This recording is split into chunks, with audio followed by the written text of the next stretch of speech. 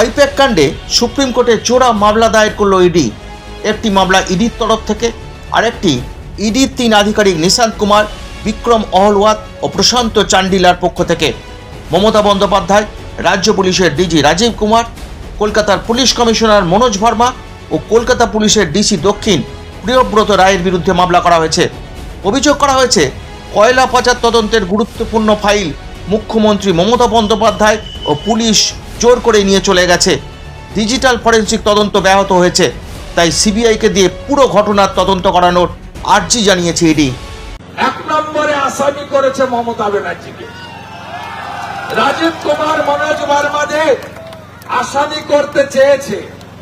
Rule 26-এ তদন্তে বাধা দেওয়া, সরকারি কাজে বাধা দেওয়ার জন্য তারা বিচার চেয়েছে, এফআইআর করতে চেয়েছে, মামলা সিবিআই কে হস্তান্তর করার আবেদন করেছে। এবং গর্বের সঙ্গে চোরেদের রানী, আগামীর প্রাক্তন মুখ্যমন্ত্রী, কম্পার্টমেন্টাল চিফ মিনিস্টার, আমার কাছে হারা চিফ মিনিস্টার, তিনি ফাইলগুলো নিয়ে গর্বের সঙ্গে মিডিয়ার সামনে বলেছিলেন, আমি ফাইলগুলো কাড়িয়ে নিয়েছি, ল্যাপটপটাও ছিনিয়ে নিয়েছি, চোর বাঁচায় আসর। বাঙালির একটি অন্যতম পিঠে পুলির উৎসব, গঙ্গাসাগরের উৎসব, পশ্চিমবঙ্গ সরকারের ছুটির তালিকায় মকর সংক্রান্তি, টুসু পরবের ছুটি নেই। তাকিয়ে দেখবেন 14 তারিখ মকর, ছুটি দেয়নি এই সরকার।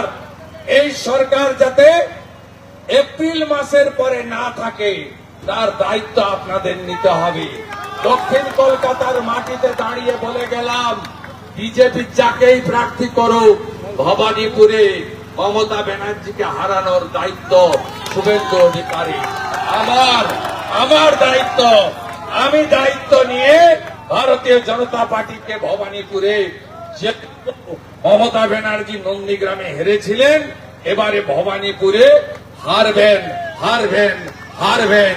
চোরেদের এনার্জি, চোরেদের এনার্জি জেনে গেছে জনতা, জেনে গেছে জনতা, জেনে গেছে জনতা।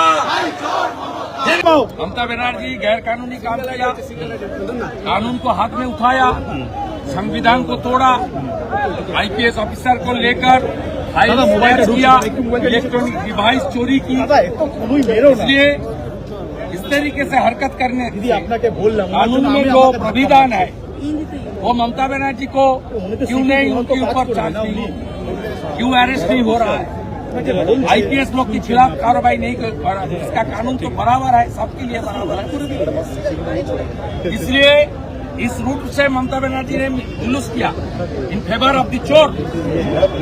जितना भी चोरी किया सबका पक्ष में, भ्रष्टाचारी के पक्ष में। সুপ্রিম কোর্টে এই মামলার পর বিপদ বাড়ল মমতা বন্দ্যোপাধ্যায়ের।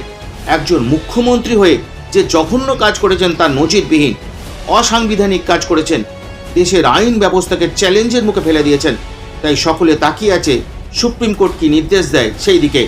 গুরুত্বপূর্ণ খবর পেতে সাবস্ক্রাইব করে রাখুন আরডিবি নিউজ।